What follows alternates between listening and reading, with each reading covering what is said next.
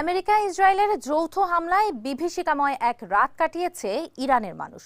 জবাবে ইসরায়েল ও আমেরিকার বিরুদ্ধে সবচেয়ে তীব্র ও শক্তিশালী হামলা চালিয়েছে ইরান। হরমুজ প্রণালী বন্ধ করা নিয়ে ইরানকে কঠোর হুঁশিয়ারি দিয়েছেন প্রেসিডেন্ট ডোনাল্ড ট্রাম্প। ইরান যুদ্ধের বিরুদ্ধে সরব আমেরিকার ডেমোক্রেটরা। ট্রাম্পের আগ্রাসনের বিরুদ্ধে এখনো অটল স্পেন। ইরান যুদ্ধের সবশেষ খবর জানাতেই আপনাদের সাথে আছি আমি ঝুমি রহমান।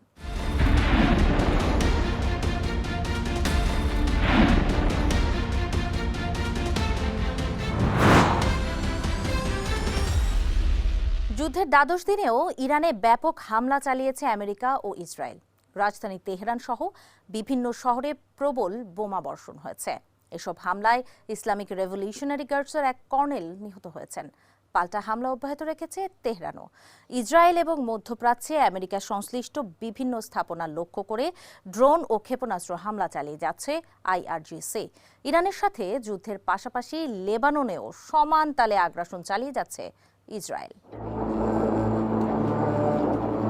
চলমান যুদ্ধের অন্যতম বিভীষিকাময় রাত দেখল ইরানিরা। রয়টার্সকে তেহরানের এক বাসিন্দা জানান, ইসরায়েলের হামলায় চারপাশ যেন নরক হয়ে উঠেছিল। তেহরানের একটি ব্যাংকে বিমান হামলা চালায় ইসরায়েল। এই হামলায় ব্যাংকটির একজন কর্মী নিহত হন। মেহরাবাদ বিমানবন্দরের কাছে হামলায় আগুন ধরে যায়। কেরমানের একটি বিমানবন্দরেও চালানো হয়েছে হামলা। ইস্পাহানে আমেরিকা ইসরায়েলের হামলায় রাশিয়ার কনস্যুলেট ক্ষতিগ্রস্ত হয়েছে বলে জানিয়েছেন দেশটির পররাষ্ট্র মন্ত্রণালয়ের মুখপাত্র মারিয়া জাখারোভা। ইরানের আলিগুদার শহরে ওয়াশিংটন তেল আবিবের হামলায় আইআরজিসির কর্নেল সাইদ ইব্রাহিম মুসাভিয়ান সহ 9 জন নিহত হয়েছে। পশ্চিম ইরানের একটি লঞ্চ সাইটে হামলা চালিয়ে একটি ড্রোন ইউনিটের বেশ কয়েকজন সেনা নিহতের দাবি করেছে ইসরায়েলি সেনাবাহিনী।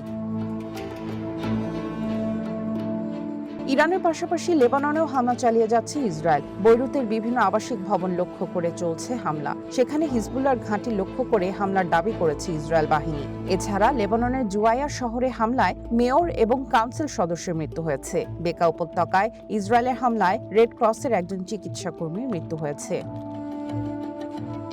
পাল্টা জবাবে ইসরায়েল এবং উপসাগরীয় দেশগুলোতে যুদ্ধ শুরুর পর থেকে সবচেয়ে তীব্র ও শক্তিশালী মিসাইল ও ড্রোন হামলা চালিয়েছে ইরান। বুধবার ভোরের আলো ফোটার আগেই ইসরায়েলে ক্ষেপণাস্ত্র ছোড়ে ইরান। ইসরায়েলের আকাশ প্রতিরক্ষা ব্যবস্থার বিকট শব্দে কেঁপে ওঠে পুরো অঞ্চল। ইসরায়েলের বন্দর শহর হাইফা, তেল আবিব ও জেরুজালেমে হামলার দায় স্বীকার করেছে ইরানের ইসলামিক রেভলিউশনারি গার্ড কর্পস। এক বিবৃতিতে আইআরজিসি জানায়, ইসরায়েল এবং আমেরিকার বিভিন্ন ঘাঁটি লক্ষ্য করে সবচেয়ে তীব্র ও শক্তিশালী 37তম দফার হামলা চালানো হয়েছে। ইরানের শক্তিশালী খোররাম শাহ মিসাইল দিয়ে এসব হামলা চালানোর দাবি করেছে আইআরজিসি। তেহরানের হামলার লক্ষ্যবস্তু ছিল তেল আবিবের দক্ষিণে হাইলা স্যাটেলাইট কমিউনিকেশন সেন্টার। এছাড়া বের ইয়াকুব, পশ্চিম জেরুজালেম এবং হাইফার বিভিন্ন সামরিক স্থাপনা লক্ষ্য করেও হামলা চালানো হয়। মধ্যপ্রাচ্যে আমেরিকান ঘাঁটি লক্ষ্য করে প্রত্যাঘাত চালিয়েছে ইরান। ইরাকের এরবিল এবং বাহরাইনে আমেরিকার নৌবাহিনীর 5ম বহরের সদর দপ্তর লক্ষ্য করে হামলা চালানোর কথা জানিয়েছে আইআরজিসি। কুয়েতে আমেরিকার ঘাঁটি ক্যাম্প আরিফজান লক্ষ্য করে ক্ষেপণাস্ত্র ছোড়ে ইরান। কাতারের আকাশে ইরানের একটি ক্ষেপণাস্ত্র প্রতিহতের কথা জানিয়েছে দেশটির প্রতিরক্ষা মন্ত্রণালয়। হামলা হয়েছে আরব আমিরাতেও, যদিও সব হামলা প্রতিহত করা হয়েছে বলে জানানো হয়। দুবাই বিমানবন্দরে হামলায় এক বাংলাদেশি সহ 4 জন আহত হয়েছে। সৌদি আরবের সাইবাহ তেল ক্ষেত্রেও আবার হামলা চালিয়েছে তেহরান। তবে এই ঘটনায় কেউ হতাহত হয়নি। দেশটির পূর্বাঞ্চলে ইরানের ব্যালিস্টিক মিসাইল প্রতিহতের দাবি করেছে রিয়াদ। এছাড়া হরমুজ প্রণালীতে আরব আমিরাতের রাস আল খাইমা উপকূলের কাছে একটি পণ্যবাহী জাহাজে বিস্ফোরণের খবর পাওয়া গেছে, যদিও এখনও এই ঘটনার দায় স্বীকার করেনি কেউ। সামিয়া জান্নাহ, ওয়ান ইন্টারন্যাশনাল ডেস্ক। পারস্য উপসাগর এখন আক্ষরিক অর্থেই রণক্ষেত্র। আকাশ থেকে জলপথ সব জায়গাতেই ইরানের মুহুর্মুহু হামলা। তেহরানের নিশানায় এবার বিশ্বের অন্যতম ব্যস্ত দুবাই বিমানবন্দর। বুধবার বিশ্বের এই ব্যস্ততম বিমানবন্দরে ড্রোন হামলায় বেশ কয়েকজন আহত হয়েছে। তবে হামলা সত্ত্বেও বিমান ওঠানামা স্বাভাবিক রয়েছে বলে দাবি করেছে বিমানবন্দর কর্তৃপক্ষ। বুধবার সকালে আবারও এক ভয়াবহ পরিস্থিতির সাক্ষী হল মধ্যপ্রাচ্য। বিশ্বের ব্যস্ততম দুবাই আন্তর্জাতিক বিমানবন্দরে আঘাত হানে দুটি ইরানি ড্রোন। এমিরেটস এয়ারলাইন্সের এই প্রধান কেন্দ্রে হামলায় আহত হয়েছেন এক বাংলাদেশি সহ 4 জন। সংঘাতের আঁচ লেগেছে সমুদ্রের বুকেও। হরমুজ প্রণালীতে ওমান উপকূলের কাছে থাইল্যান্ডের একটি কার্গো জাহাজে ক্ষেপণাস্ত্র হামলায় আগুন ধরে যায়। জাহাজ থেকে 20 জনকে উদ্ধার করা গেলেও এখনও নিখোঁজ 3 জন ক্রু। আক্রমণ প্রতিহত করতে ব্যস্ত প্রতিবেশীরাও। কুয়েত জানিয়েছে এদিন তারা ইরানের অন্তত 8টি ড্রোন ভূপাতিত করেছে। অন্যদিকে সৌদি আরবের সায়েবা তেলক্ষেত্রের দিকে ধাবমান 5টি ড্রোন রুখে দিয়েছে দেশটির প্রতিরক্ষা বাহিনী। তেহরান স্পষ্ট জানিয়ে দিয়েছে আমেরিকা ও ইসরায়েল হামলা বন্ধ না করা পর্যন্ত মধ্যপ্রাচ্যের ব্যাংক ও আর্থিক প্রতিষ্ঠানগুলোকেও লক্ষ্যবস্তু করবে তারা। এর ফলে ঝুঁকিতে পড়েছে দুবাই, সৌদি আরব ও বাহরাইনের মতো অর্থনৈতিক কেন্দ্রগুলো। এদিকে বসে নেই ইসরায়েলও। তেহরানে অব্যাহত বিমান হামলার খবর আসছে। বিস্ফোরণে কেঁপে উঠছে লেবাননের বৈরুত ও দক্ষিণাঞ্চলও। ইসরায়েলের দাবি তারা ইরান সমর্থিত হিজবুল্লাহর আস্তানায় আঘাত হানছে। Azimur Rashid Konok, one international desk. ইরানে ইসরায়েল ও আমেরিকার হামলায় অন্তত 20,000 বেসামরিক ভবন আংশিক বা পুরোপুরি ধ্বংস হয়েছে। এক প্রতিবেদনে এই তথ্য জানিয়েছে রেড ক্রিসেন্ট কর্তৃপক্ষ। আন্তর্জাতিক সংস্থাটির প্রাথমিক পর্যবেক্ষণে দেখা গেছে ইরানের 19,734টি বেসামরিক অবকাঠামো ক্ষতিগ্রস্ত হয়েছে। ক্ষতিগ্রস্ত অবকাঠামোগুলোর মধ্যে রয়েছে স্কুল, হাসপাতাল এবং বিভিন্ন সহায়তাকারী সংস্থার অবকাঠামো। রেড ক্রিসেন্টের প্রতিবেদনে বলা হয়েছে ক্ষতিগ্রস্ত ভবনগুলোর মধ্যে অন্তত 77টি হাসপাতাল এবং 65টি স্কুল কলেজ রয়েছে। রেড ক্রিসেন্টের নিজস্ব অন্তত 16টি স্থাপনাও ইসরায়েল আমেরিকার হামলায় ক্ষতিগ্রস্ত হয়েছে। ইরান ও ইসরায়েলের চলমান সংঘাতের ভয়াবহ প্রভাব পড়ছে লেবাননে। হিজবুল্লাহ ও ইসরায়েলি বাহিনীর এই যুদ্ধ দ্বাদশ দিনে গড়িয়েছে। বুধবার সকালেও লেবাননের রাজধানী বৈরুতের কেন্দ্রস্থল এবং দক্ষিণ শহরতলিতে ব্যাপক বিমান হামলা চালিয়েছে ইসরায়েল। লেবানিজ কর্তৃপক্ষের তথ্য মতে গত 10 দিনে দেশটিতে নিহতের সংখ্যা 570 জনে দাঁড়িয়েছে, আর বাস্তুচ্যুত হয়েছে অন্তত 7 লাখ মানুষ।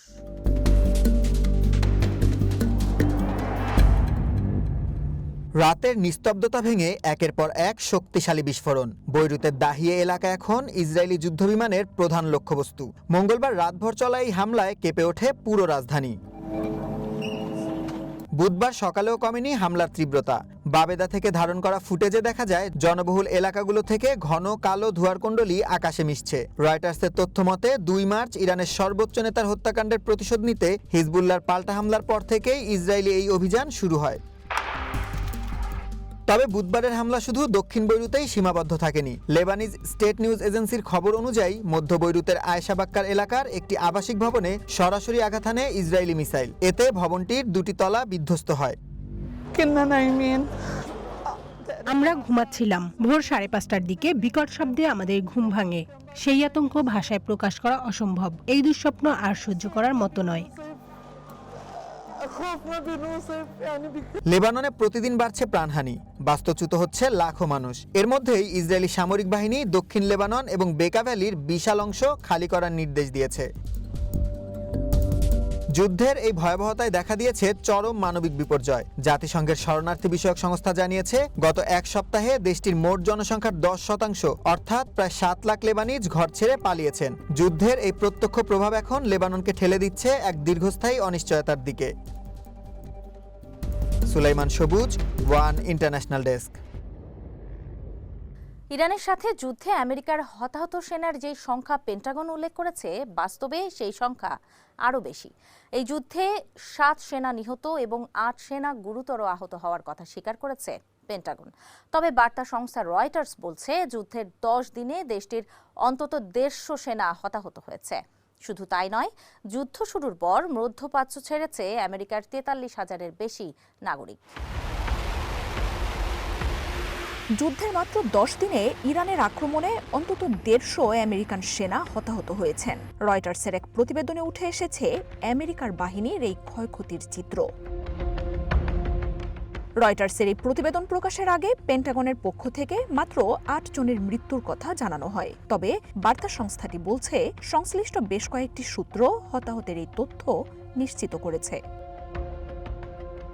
প্রতিবেদন প্রকাশের পর এই নিয়ে তুমুল আলোচনা শুরু হয়। এরপরই বিষয়টি নিয়ে তৎপর হয়ে ওঠে পেন্টাগন।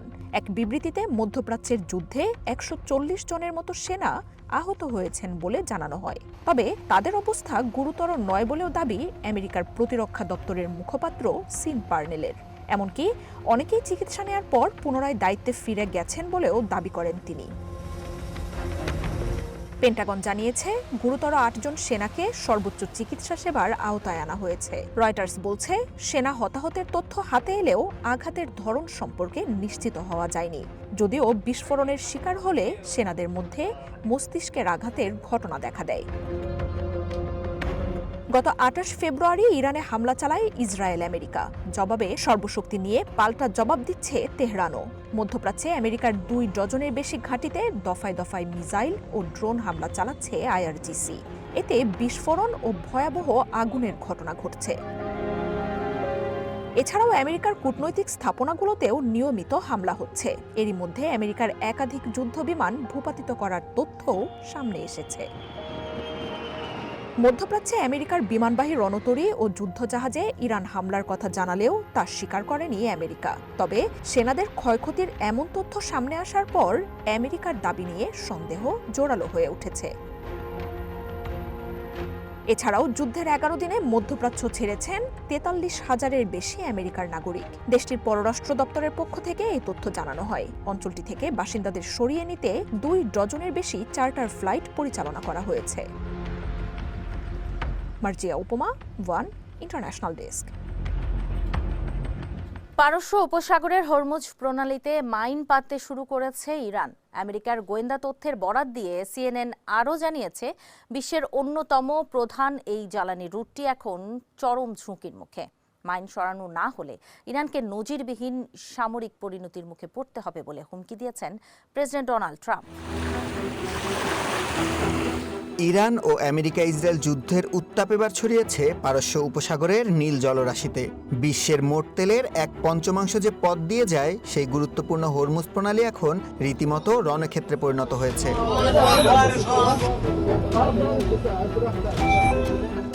আমেরিকার গোয়েন্দা সূত্র বলছে, গত কয়েকদিনে এই জলপথে অন্তত কয়েক ডজন মাইন পেতেছে ইরান।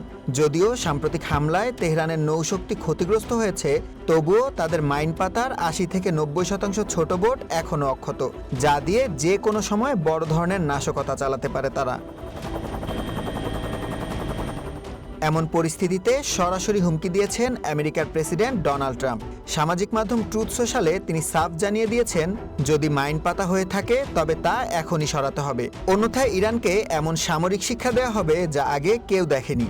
আমেরিকার যুদ্ধমন্ত্রী পিট হেগসেথ জানিয়েছেন, প্রেসিডেন্টের নির্দেশে সেন্টকম ইতিমধ্যেই ইরানের বেশ কিছু নিষ্ক্রিয় মাইন লেইং ভেসেল ধ্বংস করেছে। তিনি স্পষ্ট জানান, আমেরিকা কোনোভাবেই এই গুরুত্বপূর্ণ রুটটিকে সন্ত্রাসীদের হাতে জিম্মি হতে দেবে না।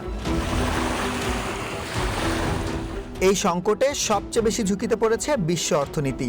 প্রতিদিন প্রায় 15 বিলিয়ন ব্যারেল তেল এখন এই প্রণালীতে আটকা পড়ে আছে। বিকল্প কোনো পথ না থাকায় বিপাকে পড়েছে ইরাক ও কুয়েতের মতো দেশগুলো, যার প্রভাবে বিশ্ববাজারে তেলের দাম প্রতি ব্যারেল ৮০ থেকে $90 ওঠানামা করছে। সরবরাহ স্বাভাবিক রাখতে G7ভুক্ত দেশগুলো জরুরি মজুদ থেকে তেল ছাড়ার ইঙ্গিত দিলেও শঙ্কা কাটছে না। সব মিলিয়ে হরমুজ প্রণালী এখন এক রণক্ষেত্রে পরিণত হয়েছে। ট্রাম্পের কড়া হুঁশিয়ারি আর ইরানের মাইন মোতায়েন, এই পাল্টাপাল্টি অবস্থানে বিশ্ব অর্থনীতি এক গভীর অনিশ্চয়তার মুখে। সুলাইমান সবুজ, ওয়ান ইন্টারন্যাশনাল ডেস্ক। প্রথমে বিরোধিতা করলেও শেষ পর্যন্ত ইরানে আমেরিকা ইসরায়েলের হামলায় সমর্থন দিচ্ছে ইউরোপের দেশগুলো। সামরিক ঘাঁটি ব্যবহারের অনুমতি থেকে শুরু করে মধ্যপ্রাচ্যে সামরিক সরঞ্জাম মোতায়েনের ঘোষণা দিচ্ছেন দেশগুলোর নেতারা। তবে প্রবল চাপ ও ট্রাম্পের হুমকি উপেক্ষা করেও যুদ্ধবিরোধী নিজ অবস্থানে অটল রয়েছেন স্পেনের প্রধানমন্ত্রী পেদ্রো সানচেজ। ইরানের বিরুদ্ধে আমেরিকার সামরিক পদক্ষেপের বিষয়ে অধিকাংশ ইউরোপীয় নেতা যখন কৌশলী অবস্থান নিয়েছেন, সেখানে সম্পূর্ণ ভিন্ন ও সাহসী পথ বেছে নিয়েছেন স্পেনের প্রধানমন্ত্রী পেদ্রো সানচেজ। ইরানে আমেরিকার হামলার কঠোর সমালোচনা করে তিনি হোয়াইট হাউসের রোষানলে পড়েছেন, তবুও তার অবস্থান থেকে পিছু হটেননি। উত্তেজনার সূত্রপাত স্পেনের দক্ষিণাঞ্চলে অবস্থিত রোটা ও মোরন সামরিক ঘাঁটি নিয়ে। স্পেন সরকার সাফ জানিয়ে দিয়েছে যে ইরানের ওপর হামলার জন্য এই ঘাঁটিগুলো ব্যবহার করতে দেয়া হবে না। এর প্রতিক্রিয়ায় প্রেসিডেন্ট ট্রাম্প ক্ষোভ জানিয়ে বলেন, চাইলে তাদের ঘাঁটি ব্যবহার করতে পারেন তিনি, কেউ আটকাতে পারবে না। এমনকি স্পেনের সাথে বাণিজ্য বন্ধের হুমকিও দেন ট্রাম্প। ট্রাম্পের হুমকির ২৪ ঘন্টার মধ্যেই সানচেজ জাতীয় টেলিভিশনে যুদ্ধকে না বলুন বার্তা দেন। আমেরিকা ও ইসরায়েলি হামলাকে বেপরোয়া ও অবৈধ বলেও মন্তব্য করেন তিনি। ট্রাম্পের প্রতি ইঙ্গিত করে বলেন, কিছু নেতা তাদের ব্যর্থতা ঢাকতে যুদ্ধের ধোঁয়া ব্যবহার করেন। সানচেজের মতে, কোটি কোটি মানুষের ভাগ্য নিয়ে খেলছে আমেরিকা। ইরান যুদ্ধ নিয়ে ইউরোপের দেশগুলোর মধ্যে দ্বিধাদ্বন্দ্ব থাকলেও ট্রাম্পের চাপে নতি স্বীকার করতে বাধ্য হয় তারা। প্রথমে অসম্মতি জানালেও পরে সামরিক ঘাঁটি ব্যবহারের অনুমতি দেন ব্রিটেনের প্রধানমন্ত্রী কিয়ার স্টারমার। যদিও ট্রাম্প তাকে উইনস্টন চার্চিল নন বলে উপহাসও করেছিলেন। জার্মানি ও ইটালি অনেকটা প্রকাশ্যেই ট্রাম্পকে সমর্থন দিচ্ছে। কানাডার সমালোচনা করলেও পরে মিত্রদের পাশে থাকার ঘোষণা দেন প্রধানমন্ত্রী মাইক কার্নি। মধ্যপ্রাচ্যে সামরিক শক্তি মোতায়েনের ঘোষণা দিয়েছে ফ্রান্স ও অস্ট্রেলিয়াও। গত বছর ৪০ লাখ আমেরিকান স্পেন সফর করেছেন। দেশটিতে $৪০ বিলিয়ন বিনিয়োগের ঘোষণা দিয়েছে অ্যামাজন। তাই অর্থনীতির জন্য ঝুঁকিপূর্ণ হলেও স্পেনের প্রধানমন্ত্রীর এই অটল অবস্থান রাজনৈতিকভাবে গুরুত্বপূর্ণ। স্পেনে ট্রাম্পের জনপ্রিয়তা মাত্র ১৬%। সানচেজের সমর্থন বরং আরও জোরালো হচ্ছে। প্রধানমন্ত্রী হিসেবে ৮ বছর পার করা সানচেজ এখন আর ওয়াশিংটনের রক্তচক্ষুকে ভয় পাচ্ছেন না। এর আগেও গাজায় ইসরায়েলের যুদ্ধের বিরুদ্ধেও ব্যাপক সোচ্চার ছিলেন এই নেতা। সমর্থন দিয়েছেন সুমুদ ফ্লোটিলাকেও। মার্জিয়া উপমা, ওয়ান ইন্টারন্যাশনাল ডেস্ক। ইরান যুদ্ধ কি আসলেই শেষ, নাকি সামনে অপেক্ষা করছে আরো ভয়াবহ কোনো হামলা? আমেরিকার প্রেসিডেন্ট ডোনাল্ড ট্রাম্প ও তার যুদ্ধমন্ত্রী পিট হেগসেথের পরস্পর বিরোধী বক্তব্যের কড়া সমালোচনা করেছেন সেনেট মাইনরিটি লিডার চাক শুমার। গতকাল ডোনাল্ড ট্রাম্প কোনো ব্যাখ্যা ছাড়াই বলেছেন যুদ্ধ প্রায় শেষের দিকে। অথচ আজ সকালেই পিট হেগসেথ ঘোষণা দিয়েছেন আজই হবে আমেরিকার পক্ষ থেকে ইতিহাসের সবচাইতে তীব্র ও ভয়াবহ হামলার দিন। এখন প্রশ্ন হলো, আসল খবর কোনটা? যুদ্ধ কি শেষ হচ্ছে, নাকি সামনে আরো ভয়াবহ লড়াই আসছে? এটা ভাবাই যায় না যে ট্রাম্প প্রশাসন এই যুদ্ধ নিয়ে ১২ ঘন্টাও এক কথায় স্থির থাকতে পারে না। আমাদের সৈন্যদের জীবন ঝুঁকির মুখে ফেলে আর বিলিয়ন বিলিয়ন ডলার খরচ করে তারা শুধু একবার এক কথা বলছেন। প্রেসিডেন্ট কি জানাবেন যুদ্ধ কি আসলেই শেষ, নাকি এটা কেবল শুরু? ইরানে আমেরিকার সামরিক অভিযান নিয়ে সেনেটে তোপের মুখে পড়েছে ট্রাম্প প্রশাসন। ইরান যুদ্ধ নিয়ে এক গোপন ব্রিফিংয়ে অংশ নেয়ার পর ট্রাম্প প্রশাসনের বিরুদ্ধে প্রচণ্ড ক্ষোভ ছেড়েছেন ডেমোক্রেটিক সেনেটর রিচার্ড ব্লুমেন্থাল। তিনি পরিষ্কার জানিয়েছেন এই যুদ্ধ আমেরিকার মানুষ চায়নি, বরং তাদের ওপর জোর করে চাপিয়ে দেওয়া হয়েছে। I emerged from this briefing as dissatisfied and angry, frankly, as I have from any ১৫ বছরে আমি সেনেটে অনেক ব্রিফিং দেখেছি, কিন্তু আজকের মতো এত হতাশ আর রাগান্বিত আমি আগে কখনো হইনি। এই যুদ্ধের পেছনে কত অর্থ খরচ হচ্ছে বা আমাদের সন্তানদের কেন ইরানের যুদ্ধক্ষেত্রে পাঠানো হচ্ছে তার কোনো জবাব সরকারের কাছে নেই। সবচেয়ে ভয়ের বিষয় হলো আমাদের শত্রু ইরানকে এখন রাশিয়া সরাসরি গোয়েন্দা তথ্য দিয়ে সাহায্য করছে, যা আমাদের সেনাদের জীবন চরম বিপদে ফেলে দিচ্ছে। এমনকি চায়নাও ইরানকে সাহায্য করতে পারে। আমেরিকার সাধারণ মানুষ এই যুদ্ধ চায়নি, এটা প্রেসিডেন্টের নিজের ইচ্ছা। আমাদের সন্তানদের প্রাণের ঝুঁকি আর এই যুদ্ধ কতটা ভয়াবহ হতে পারে তা জানার অধিকার প্রতিটা আমেরিকানের আছে। জাতিসংঘে ইরানের প্রতিনিধি আমির সাইদ হিরাভানি জানিয়েছেন, কোনো নিয়ম নীতির তোয়াক্কা না করে তার দেশের সাধারণ মানুষের উপর নৃশংস হামলা চালানো হয়েছে। এই নিয়ে জাতিসংঘের নীরবতার ব্যাখ্যা চেয়েছেন তিনি।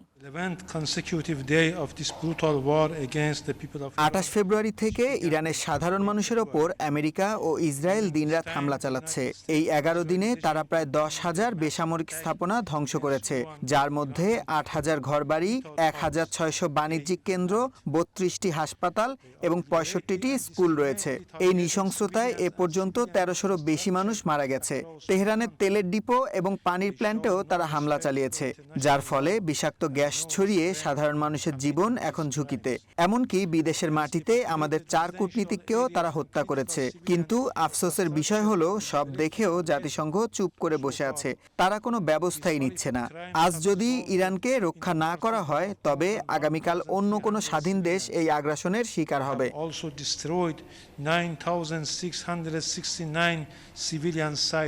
ইরান যুদ্ধ নিয়ে তৎপরতা বাড়িয়েছেন রাশিয়ার প্রেসিডেন্ট ভ্লাদিমির পুতিন।